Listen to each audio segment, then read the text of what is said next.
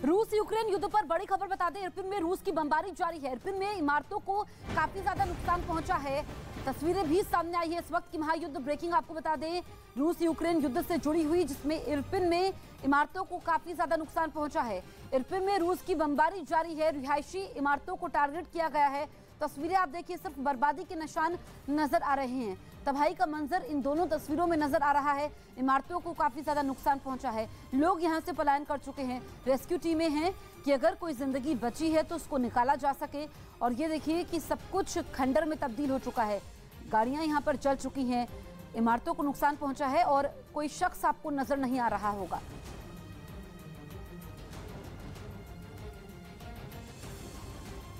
तो वहीं मारिपुल के बाद इरपिन शहर में भी रूस और यूक्रेन की फौज के बीच भीषण जंग हुई। इस लड़ाई में यूक्रेन ने इरपिन के ज्यादातर हिस्सों को रूस के कब्जे से आजाद करवाने का दावा किया, मगर कई लोग इस जंग में मारे गए, जिनके शवों को राहत टीमों ने गोलाबारी के बीच ही अपने कब्जे में लिया और फिर एम्बुलेंस के जरिए उन्हें अस्पताल भिजवाया। इरपिन के एक इलाके से जो तस्वीर सामने आई, उसमें हर तरफ सिर्फ जंग से हुई तबाही और बर्बादी नजर आई। कहीं कबाड़ में तब्दील हो चुकी कारें दिखी, तो कहीं टूटा हुआ ओवरब्रिज नजर आया। बताया गया कि वहां यूक्रेन और रूसी फौज के बीच घंटों सीधी टक्कर हुई, जिससे पूरा इलाका थर्रा उठा।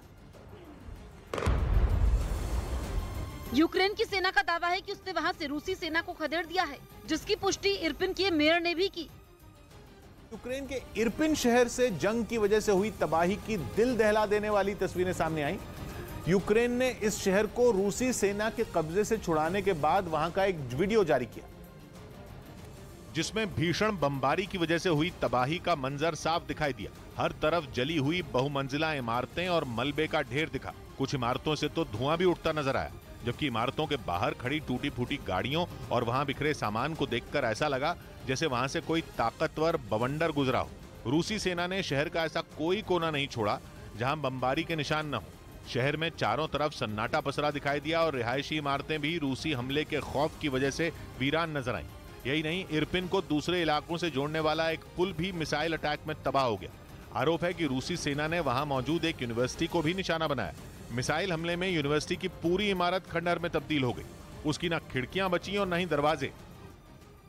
रूसी सेना पर यूक्रेन के इरपिन शहर में एक चर्च पर बमबारी का आरोप लगा। युद्ध में यूक्रेन का साथ दे रहे जॉर्जिया के एक पूर्व सैनिक ने इस हमले के बाद का एक वीडियो जारी किया, जिसमें चर्च के बाहर का पूरा इलाका बर्बाद दिखा। चारों तरफ सिर्फ मलबे का ढेर नजर आया। रूस के हमले इतने जोरदार थे कि दीवार भी काली पड़ गई। यही नहीं, चर्च के पास कुछ घरों की खिड़कियां भी टूटी नजर आईं। बाहर खड़ी एक कार भी जलकर खाक हो गई। दावा किया गया कि रूस के हमले में कई बिल्डिंगों को नुकसान पहुंचा।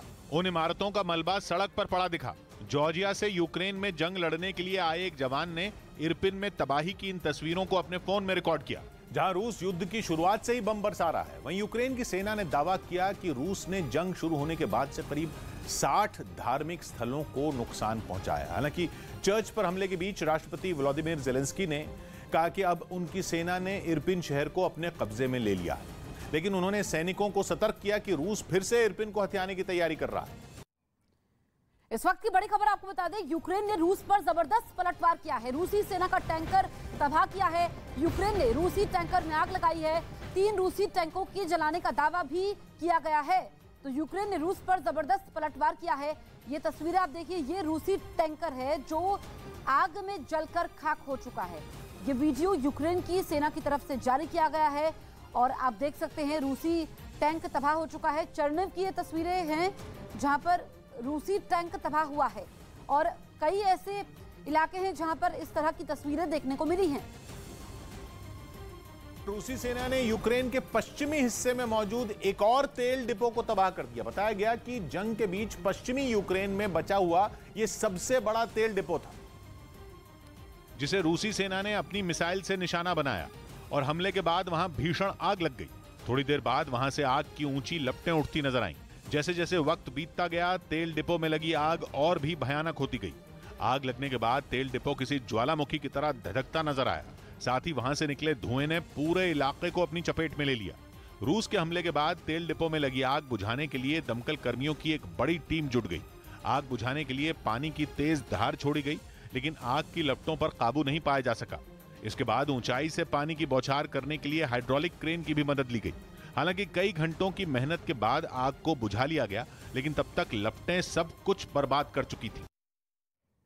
उधर रूस की सेना ने अपने मिसाइल हमले से यूक्रेन के एयर डिफेंस सिस्टम तबाह कर दिया, जिसका एक वीडियो भी उसकी ओर से जारी किया गया, जिसमें दिखा कि मिसाइल हमले में यूक्रेन के एयर डिफेंस सिस्टम के परखच्चे उड़ गए। रूस की एयरफोर्स ने इस कार्रवाई को अंजाम देने से पहले इलाके की रेकी की और फिर टारगेट को लॉक करने के बाद उस पर बेहद सटीक हमला किया। इस हमले के बाद वहां से आग की भीषण लपटें उठती दिखाई दी और फिर धुआं पूरे इलाके में फैल गया। इतना ही नहीं, रूस ने अपनी एयर स्ट्राइक के जरिए यूक्रेन के कुछ और अहम हथियारों को तबाह करने का दावा किया। हालांकि उसने ये कार्रवाई यूक्रेन के किस इलाके में अंजाम दी, इसकी जानकारी उसकी ओर से नहीं दी गई। पुतिन सरकार ने दावा किया कि उसने यूक्रेन के मिसाइल डिफेंस सिस्टम S-300 को तबाह कर दिया। रूस के रक्षा मंत्रालय ने सोशल मीडिया पर इसका वीडियो भी जारी किया, जिसमें यह दिखाई दिया कि यह मिसाइल डिफेंस सिस्टम पूरी तरह कबाड़ में तब्दील हो चुका है। हालांकि रूसी रक्षा मंत्रालय ने यह नहीं बताया कि यह वीडियो कहां और कब का है। इसी वीडियो में हर तरफ सिर्फ राख ही राख नजर आई। ऐसा लगा जैसे मानो कुछ देर पहले वहां जोरदार धमाका हुआ और फिर आग ने इस एयर डिफेंस सिस्टम को तबाह कर दिया। रूस ने बताया कि उसे खुफिया विभाग से इस जगह की जानकारी मिली थी, जिसके बाद वहां यह हवाई हमला किया गया। इस दौरान रूस ने यूक्रेन के कई रॉकेट लॉन्चर और सेना की गाड़ियां भी तबाह कर दी। इसके टुकड़े भी वहां जमीन पर बिखरे नजर आए। की बड़ी खबर आपको बता दें, डोनेस्क पर यूक्रेन के हमले जारी है। यूक्रेन के हमले से डोनेस्क में भारी तबाही मची हुई है। भारत में रूसी दूतावास का दावा है, रूसी दूतावास ने यह वीडियो जारी किया है, यूक्रेन की सेना पर गोलाबारी का आरोप लगाया है। डोनेस्क पर यूक्रेन के हमले हो रहे हैं। यूक्रेन के हमले से डोनेस्क में तबाही मची हुई है। ये तस्वीरें आप देखिए और ये रूस ने दावा किया है, रूस की तरफ से ये वीडियो भी जारी किया गया है। डोनेस्क यहाँ पर यूक्रेन के हमले तेज हो चुके हैं। रूसी दूतावास ने वीडियो जारी किया है।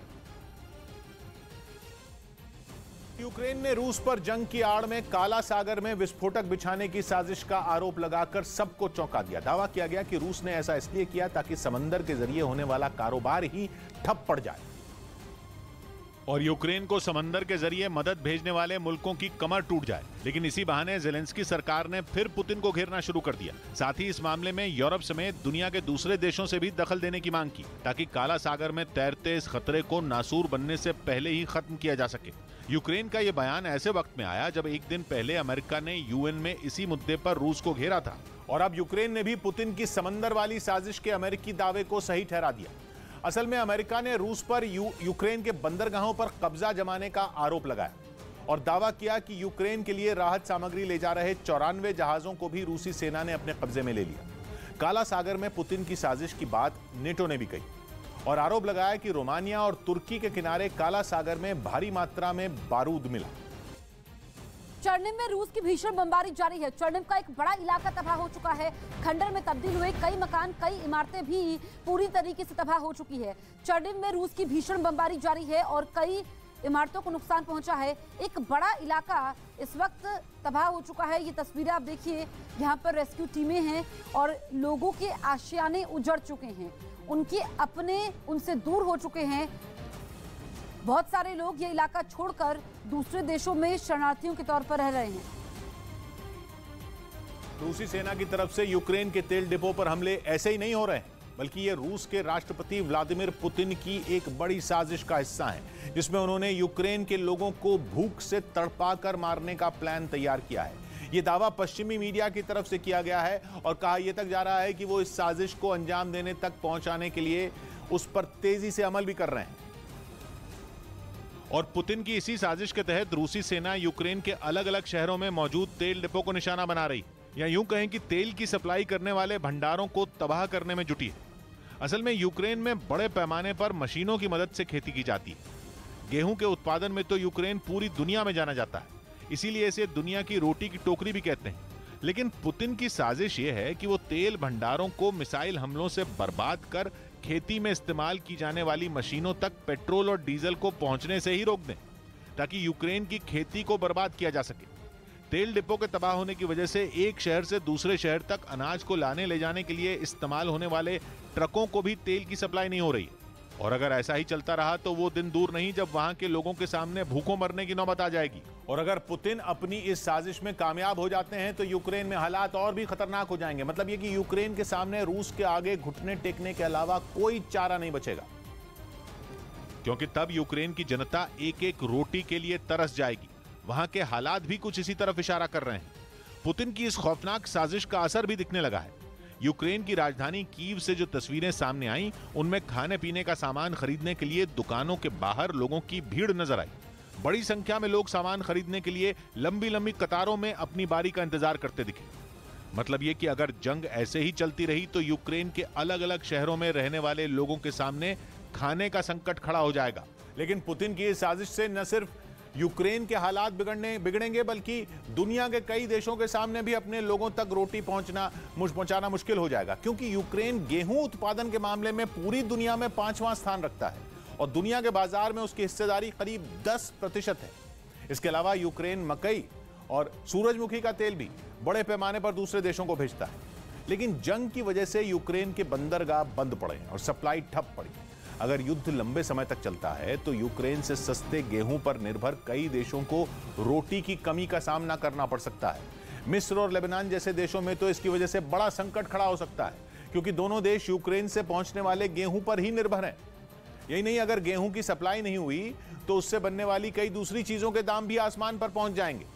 युद्ध के बीच अमेरिका को पुतिन की एक बड़ी साजिश का डर सताने लगा। उसे आशंका है कि रूस में अमेरिकी नागरिकों को अगवा किया जा सकता है और फिर अपनी मनमानी शर्तें मनवाने के लिए उनको टॉर्चर किया जा सकता है। इसी साजिश के डर से उसने अपने नागरिकों के लिए नई एडवाइजरी भी जारी कर दी, जिसके तहत अमेरिका के नागरिकों को रूस की यात्रा नहीं करने के लिए कह दिया गया और चेतावनी दे दी गई कि रूस जाने पर उन्हें अगवा किया जा सकता है। यही नहीं, अमेरिका ने रूस में मौजूद अपने नागरिकों को भी तुरंत वहां से निकलने की सलाह दी, जिसके लिए अमेरिका ने रूस में अपनी बास्केटबॉल खिलाड़ी ब्रिटनी ग्राइनर के अगवा होने का हवाला दिया, जिन्हें 1 महीने से ज्यादा वक्त से रूस ने अपनी हिरासत में रखा है और उन्हें 17 फरवरी को मॉस्को एयरपोर्ट पर उस वक्त हिरासत में ले लिया गया था जब वो एक टूर्नामेंट में हिस्सा लेने वहां पहुंची थी। यही नहीं, रूस ने उन पर गांजा रखने का आरोप लगाया था, जिसके बाद वहां की कोर्ट ने उन्हें 19 मई तक हिरासत में भेज दिया था। ये वो दौर था जब अमेरिका लगातार दुनिया को आगाह कर रहा था कि यूक्रेन पर रूस का हमला कभी भी शुरू हो सकता है। इसीलिए अमेरिका उन्हें हिरासत में लिए जाने को रूस की बड़ी साजिश का हिस्सा मान रहा है। यूक्रेन युद्ध के बीच सऊदी अरब के जद्दा में मौजूद एक तेल डिपो पर ड्रोन से किए गए हमले का वीडियो सामने आया। यह हमला ईरान के समर्थन वाले यमन के हूथी विद्रोहियों ने 25 मार्च को किया था, जिसकी वजह से दुनिया की सबसे बड़ी तेल कंपनियों में शुमार सऊदी अरामको को काफी नुकसान उठाना पड़ा था। और अब हमले का जो वीडियो सामने आया उसमें तेल डिपो के ऊपर एक ड्रोन गिरता दिखाई दिया, जिसके बाद वहां एक जोरदार धमाके के साथ भीषण आग लग गई। तेल की वजह से आग तेजी से फैली और पलक झपकते ही उसकी लपटें आसमान में पहुंच गईं। कई किलोमीटर दूर से ही आग की लपटें दिखाई पड़ रही थी। यही नहीं, उससे निकलने वाले काले धुएं के गुबार ने तो पूरे इलाके को ही ढक लिया। ईरान के समर्थन वाले हूथी विद्रोहियों का यह हमला फॉर्मूला 1 रेस ट्रैक के पास हुआ था। उस वक्त वहां फॉर्मूला 1 कार रेसिंग के ड्राइवर अपनी तैयारियों में जुटे थे, लेकिन हमले के कुछ ही देर बाद ट्रैक पर हर तरफ धुआं नजर आने लगा। इससे पहले हूथी विद्रोहियों ने 21 मार्च को भी सऊदी अरब पर मिसाइलों से हमला किया था। जिन हूथी विद्रोहियों ने सऊदी अरब के तेल डिपो को निशाना बनाया, उनकी दुश्मनी पहले सिर्फ यमन से थी, लेकिन अब इनके निशाने पर सऊदी अरब और यूएई भी हैं, क्योंकि हूथी शिया मुस्लिमों का संगठन है और यमन में उनकी आबादी करीब 50% है। लंबे समय तक यमन में इनका शासन था, जो 1964 की यमन क्रांति के बाद खत्म हो गया था। यमन के हूथी विद्रोहियों को लगता है कि उनका दबदबा सऊदी अरब और अमेरिका की वजह से खत्म हुआ। इसके बाद 2004 में यमन के हूथी युवाओं ने वहां की सरकार के खिलाफ विद्रोह शुरू कर दिया और 2009 में यह विद्रोह तेजी से बढ़ गया। बाद में यमन सरकार की अपील पर 2015 में सऊदी अरब ने हूथी विद्रोहियों के खिलाफ सुन्नी देशों का एक गठबंधन बनाया और फिर सऊदी अरब की अगुवाई वाले इस गठबंधन की तरफ से हूथी विद्रोहियों के ठिकानों पर कई हवाई हमले किए गए। उसी का बदला लेने के लिए हूथी विद्रोहियों ने सऊदी अरब और यूएई पर हमले शुरू कर दिए। यूक्रेन के तेल डिपो में भीषण आग लगी हुई है। रूस के मिसाइल हमले से ये आग लगी है। 28 मार्च से अब तक नहीं बुझी है आग। दमकल की कई बड़ी टीमें अब तक नाकाम रही है और ये रिवने के तेल डिपो में आग लगी हुई है। अभी तक आग नहीं बुझ पाई है। 28 मार्च से आग लगी हुई है। इस वक्त की बड़ी खबर और तस्वीर हम आपको दिखा रहे हैं। ये यूक्रेन का तेल डिपो है। आप देखिए, रिवरे में ये आग लगी हुई है और बड़ी बात यह है कि दमकल की कई सारी टीमें मौके पर मौजूद हैं। आग बुझाने की कोशिशें लगातार जारी है, लेकिन अभी तक आग पर काबू नहीं पाया जा चुका है। स्वीडन ने रूस से निपटने के लिए यूक्रेन को अपने खतरनाक एंटी टैंक लॉन्चर 84 दे दिए। दावा किया गया कि ये हथियार पुतिन की पलटन को खदेड़ने में काफी मददगार साबित होंगे, क्योंकि ये एंटी टैंक लॉन्चर करीब से अपने दुश्मन को निशाना बनाने की ताकत रखता है। इन हथियारों के मिलने से यूक्रेन के जवानों का हौसला बढ़ गया।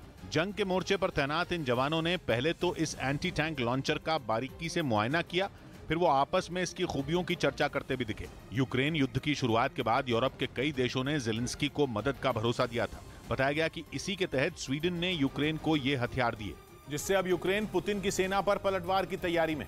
इसकी खासियत यह है कि कोई भी सैनिक अकेले इस एंटी टैंक लॉन्चर 84 का इस्तेमाल कर सकता है।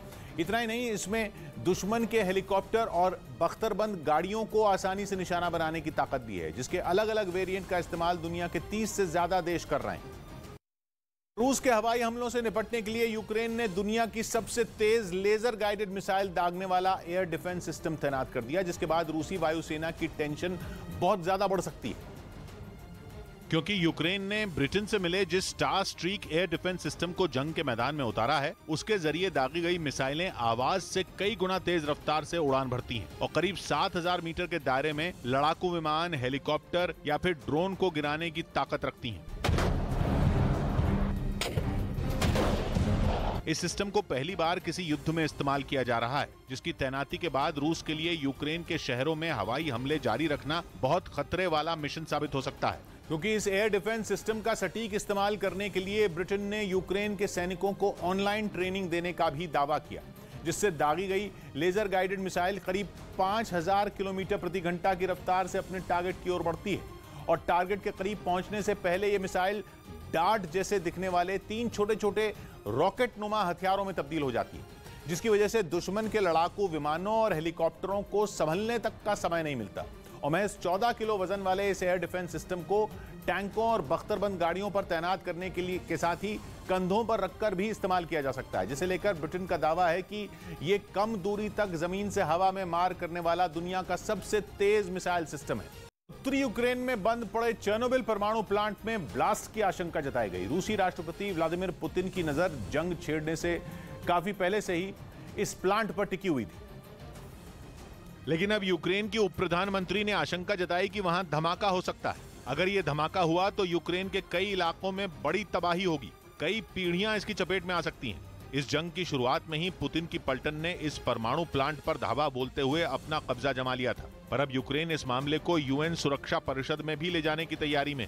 उसने मांग की है कि चेर्नोबिल परमाणु प्लांट से रूसी जवानों को हटाया जाए ताकि वहां 1986 जैसा हादसा न हो, क्योंकि 36 साल पहले चेर्नोबिल परमाणु प्लांट में जो हादसा हुआ उसके जख्म अब भी यूक्रेन में काफी गहरे हैं। इस भयानक हादसे के बाद से वहां आज तक रेडियो एक्टिव पदार्थ लीक हो रहा है। यही नहीं, दावा है कि रूसी सैनिकों ने पिछले दिनों इस परमाणु प्लांट की एक लैब को नष्ट कर दिया था। इससे खतरा और बढ़ गया। यूक्रेन का कहना है कि कई रूसी सैनिक खुद वहां रेडियो एक्टिव पदार्थ की चपेट में आ चुके हैं। और तो और इसी प्लांट के पास जंगल में आग भी लग गई थी, जिससे वहां के लोग दहशत में हैं, क्योंकि अगर आग यूं ही भड़कती रही तो न्यूक्लियर रेडिएशन धुएं में फैलेगा, जो बड़ी तबाही मचा सकता है। यूक्रेन की राजधानी कीव और चेर्नोबिल के बीच महज 130 किलोमीटर का फासला है। ज़ेलेंस्की सरकार इस बात से भी डरी हुई है, क्योंकि अगर चेर्नोबिल में धमाका हुआ तो राजधानी कीव भी इसके असर से अछूती नहीं रहेगी। इजराइल के 2 अलग अलग शहरों में हुए आतंकी हमलों में यूक्रेन के 2 नागरिकों समेत 7 लोगों की मौत हो गई।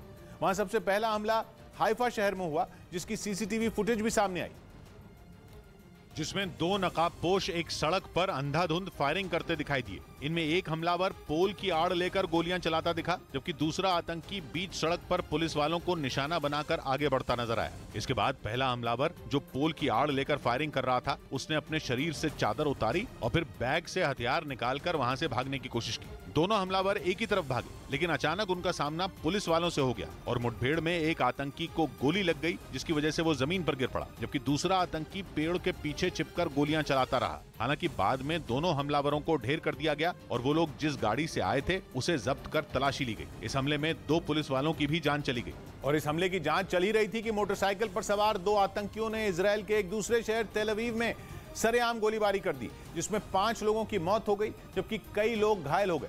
बताया गया कि मोटरसाइकिल सवार 2 आतंकियों ने सड़क पर चल रहे लोगों पर ताबड़तोड़ गोलियां बरसा दी।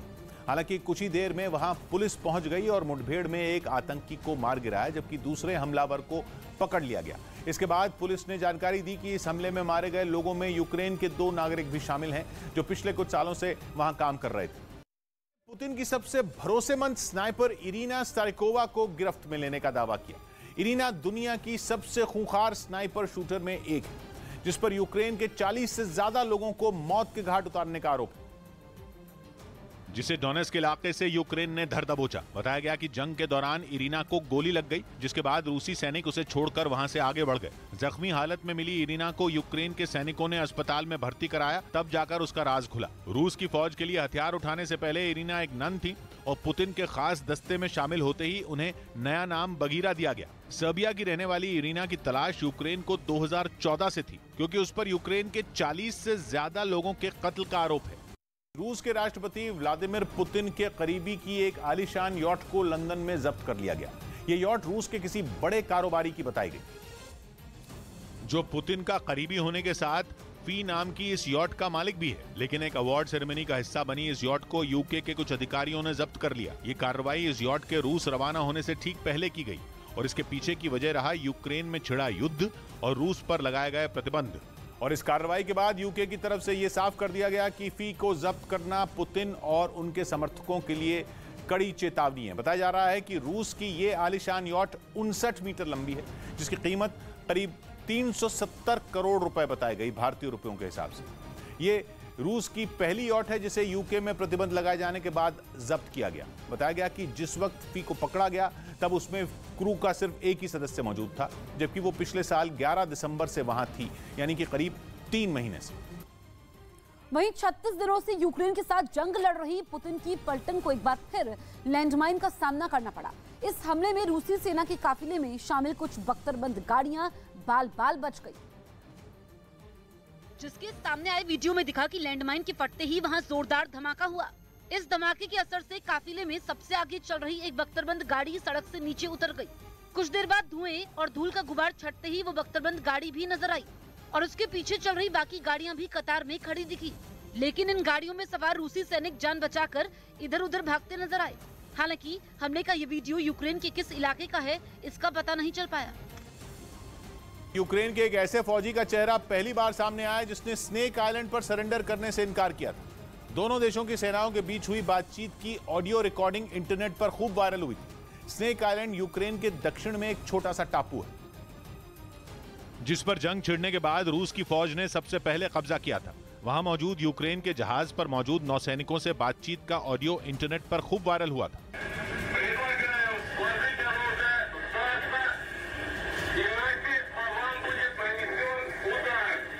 उस वक्त ये माना जा रहा था कि सरेंडर करने से जैसे ही यूक्रेन के सैनिकों ने इनकार किया, रूस की फौज ने उन्हें ढेर कर दिया था। लेकिन बाद में पता चला कि यूक्रेन के सभी सैनिकों को रूस ने गिरफ्तार कर लिया था, जिन्हें बाद में एक एक्सचेंज प्रोग्राम के तहत छोड़ दिया गया। जिस सैनिक की ऑडियो रिकॉर्डिंग वायरल हुई थी, उसे यूक्रेन की फौज ने खास तौर पर सम्मानित किया। जंग के बीच ही रोमन नाम के उस सैनिक को यूक्रेन ने वहां का नागरिक सम्मान दिया। ताइवान ने दावा किया कि चीन अगले 4 साल तक वो उस पर कब्जा करने के लिए कोई भी कदम उठाने की हिम्मत नहीं करेगा। इसके लिए उसने रूस और यूक्रेन की जंग का हवाला दिया। और वहां के खुफिया विभाग के प्रमुख ने दावा किया कि रूस अब यूक्रेन के साथ जंग में बुरी तरह फंस चुका है। उनके मुताबिक जब रूस ने युद्ध शुरू किया था तो उसे लगा कि वो कुछ ही दिनों में यूक्रेन को घुटनों पर ला देगा, लेकिन यूक्रेन की सेना के जोरदार पलटवार से ऐसा नहीं हो पाया और जंग लंबी खिंच गई। बस इसी बात का सहारा लेकर ताइवान ने चीन को खरी खरी सुना दी। वहां के खुफिया विभाग के प्रमुख चिन मिंग थोंग के मुताबिक चीन का ताइवान पर कब्जे का सपना खटाई में पड़ गया, क्योंकि जिस तरह से यूक्रेन ने रूसी सेना को जवाब दिया और अभी तक उनके आगे घुटने नहीं टेके, उसने ताइवान के हौसले को बढ़ा दिया। और यही वजह है कि ताइवान अब यूक्रेन का हवाला देकर चीन को रूस से सबक लेने की नसीहत दे रहा है। साथ ही यह दावा भी कर रहा है कि चीन अगले 4 साल तक तो ताइवान पर कब्जे के बारे में सोच भी नहीं सकता। अगले 4 साल यानी 2026 तक, जब तक वहां की मौजूदा राष्ट्रपति का कार्यकाल है। दावा तो यह भी किया गया कि चीन के राष्ट्रपति शी जिनपिंग ने रूस की हालत देखकर अपनी सेना की ताकत को फिर से परखना शुरू कर दिया है, क्योंकि ताइवान के मुताबिक अगर चीन ने उस पर हमला किया तो उसके लिए भी जंग रूस की तरह ही परेशानी से भरी होगी। यानी रूस का जब इतना समय यूक्रेन की जंग में बीत गया तो चीन के लिए भी ताइवान से लड़ना आसान नहीं होगा। वो भी तब जब अमेरिका यूक्रेन की तरह ही ताइवान के साथ भी खड़ा है। यानी जिस तरह से अमेरिका जंग में यूक्रेन की मदद कर रहा है, वैसी ही मदद ताइवान को भी मिलने की उम्मीद है। ऐसा इसलिए क्योंकि कई मौकों पर अमेरिका चीन के खिलाफ ताइवान के साथ खड़ा दिखाई दिया। कुछ दिनों पहले अमेरिका से 5 सदस्यों की एक टीम भी ताइवान गई थी। हालांकि चीन ने भी ताइवान को अपना हिस्सा बताते हुए कई बार अमेरिका को इस मामले से दूर रहने की चेतावनी दी है। यूक्रेन जंग में शामिल सैनिकों का हौसला बढ़ाने के लिए रूसी वायुसेना के पैराट्रूपर्स ने हवा में Z और V का निशान बनाया, क्योंकि रूस की सेना जब यूक्रेन में घुसी थी तो उस दौरान रूसी टैंकों और बख्तरबंद गाड़ियों पर अंग्रेजी के यही 2 अक्षर लिखे थे, जो आगे चलकर रूस के समर्थन का प्रतीक बन गए। और इसी वजह से जंग में शामिल रूस के सैनिकों का हौसला बढ़ाने के लिए रूसी वायुसेना के पैराट्रूपर्स ने आसमान में Z और V का निशान बनाया।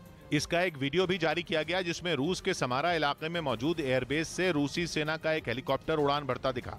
हेलीकॉप्टर के अंदर कई पैराट्रूपर नजर आए, जिन्होंने छलांग लगाने से पहले एक दूसरे का हौसला बढ़ाया। इसके बाद जैसे ही हेलीकॉप्टर 3000 मीटर की ऊंचाई पर पहुंचा, पैराट्रूपर्स ने एक के बाद एक हवा में छलांग लगा दी। हवा में पहुंचने के बाद सबसे पहले उन्होंने एक दूसरे के हाथों और पैरों को पकड़कर V का निशान बनाया। थोड़ी देर बाद उनके साथ कुछ और पैराट्रूपर जुड़ गए, जिसके बाद उन्होंने हवा में अंग्रेजी का Z अक्षर बनाया। बाद में सभी लोग पैराशूट की मदद से सुरक्षित जमीन पर आ गए। वहीं अपने कब्जे वाले खेरसौन में रूस की सेना ने वहां के लोगों तक राहत पहुंचाने का काम तेज कर दिया, जिसका सबूत पेश करने के लिए रूस ने सोशल मीडिया पर एक वीडियो शेयर किया, जिसमें रूस के कुछ सैनिक खेरसौन में रहने वाले लोगों को उनकी जरूरत का सामान बांटते नजर आए। इसके लिए उन्होंने एक जगह काउंटर लगा लिया और वहां पहुंचे लोगों में तरह तरह की चीजें बांटी, जैसे कि खाने पीने का सामान और बच्चों की कुछ पसंदीदा चीजें भी। रूसी फौजियों ने न सिर्फ वहां खड़े रहकर बल्कि वहां से गुजर रहे लोगों के पास जाकर भी उन्हें राहत का सामान दिया। जो तस्वीरें सामने आई, उनमें कई महिलाएं थैले भरकर वहां से सामान ले जाती दिखी। उन लोगों में महिलाओं के अलावा बुजुर्ग और छोटे छोटे बच्चे भी शामिल रहे। रूस के कब्जे वाले खेरसौन में रह रहे लोगों की परेशानी को दूर करने के लिए ये कदम उसकी तरफ से उठाया गया। यूक्रेन की मदद के लिए चंदा जुटाने की मुहिम में कई सितारे उतर आए। इस सिलसिले में इंग्लैंड के बर्मिंघम में एक कार्यक्रम किया गया, जिसमें यूक्रेन की गायक जमाला ने भी हिस्सा लिया, जहां उन्होंने अपने गीतों के जरिए यूक्रेन का दर्द लोगों के सामने रखा और गाना गाते हुए वो भावुक हो गई। इससे पहले जैसे ही वो दर्शकों से भरे स्टेडियम के मंच पर पहुंची तो लोगों ने तालियां बजाकर उनका स्वागत किया। इस दौरान जमाला के एक हाथ में माइक तो दूसरे हाथ में उनके देश यूक्रेन का झंडा दिखा। फिर वो मंच से ही इस झंडे को फहराती दिखाई दी। बताया गया कि जमाला यूक्रेन के उन लाखों लोगों में शामिल हैं जिन्हें रूस के हमले के बाद अपने देश यूक्रेन से भागना पड़ा। और इसी दौरान सुरक्षित ठिकाने की तलाश में वो यूके पहुंच गईं, जहां उन्होंने अपने देश के लिए मदद जुटाने का अभियान शुरू किया, जिसमें यूके के गायक एड शीरन और अमेरिकी गायक कमिला कबेयो ने भी उनका साथ दिया। ये दोनों जमाला के साथ इस कार्यक्रम में मौजूद रहे। इस दौरान दर्शकों को उनकी जुगलबंदी ऐसी पसंद आई कि वो झूमते नजर आए। बताया गया कि संगीत कार्यक्रम से कमाए गए पैसों से यूक्रेन के लोगों की मदद की जाएगी।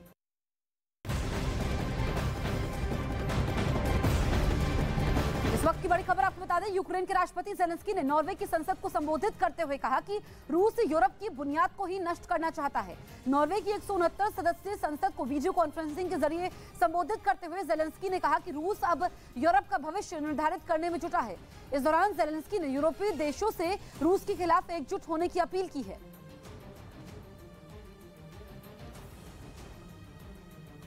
बढ़ते आगे तो इस तरीके से अपील की गई है और उधर रूस की सेना ने अपने मिसाइल हमले से यूक्रेन के एक एयर डिफेंस सिस्टम को तबाह कर दिया, जिसका वीडियो भी उसकी ओर से जारी किया गया, जिसमें दिखा कि मिसाइल हमले में यूक्रेन के एयर डिफेंस सिस्टम के परखच्चे उड़ गए। रूस की एयरफोर्स ने इस कार्रवाई को अंजाम देने से पहले इलाके की रेकी की और फिर टारगेट को लॉक करने के बाद उस पर बेहद सटीक हमला किया। इस हमले के बाद वहां से आग की भीषण लपटें उठती दिखाई दी और फिर धुआं पूरे इलाके में फैल गया। इतना ही नहीं, रूस ने अपनी एयर स्ट्राइक के जरिए यूक्रेन के कुछ और अहम हथियारों को तबाह करने का दावा किया। हालांकि उसने ये कार्रवाई यूक्रेन के किस इलाके में अंजाम दी, इसकी जानकारी उसकी ओर से नहीं दी गई। तो वहीं मारिउपोल के बाद इरपिन शहर में भी रूस और यूक्रेन की फौज के बीच भीषण जंग हुई। इस लड़ाई में यूक्रेन ने इरपिन के ज्यादातर हिस्सों को रूस के कब्जे से आजाद करवाने का दावा किया, मगर कई लोग इस जंग में मारे गए। जिनके शवों को राहत टीमों ने गोलाबारी के बीच ही अपने कब्जे में लिया और फिर एम्बुलेंस के जरिए उन्हें अस्पताल भिजवाया। इरपिन के एक इलाके से जो तस्वीर सामने आई, उसमें हर तरफ सिर्फ जंग से हुई तबाही और बर्बादी नजर आई। कहीं कबाड़ में तब्दील हो चुकी कारें दिखी तो कहीं टूटा हुआ ओवरब्रिज नजर आया। बताया गया कि वहाँ यूक्रेन और रूसी फौज के बीच घंटों सीधी टक्कर हुई, जिससे पूरा इलाका थर्रा उठा। यूक्रेन की सेना का दावा है कि उसने वहां से रूसी सेना को खदेड़ दिया है, जिसकी पुष्टि इरपिन के मेयर ने भी की। ब्रेक के बाद भी जारी रहेगी आज की ताजा खबर।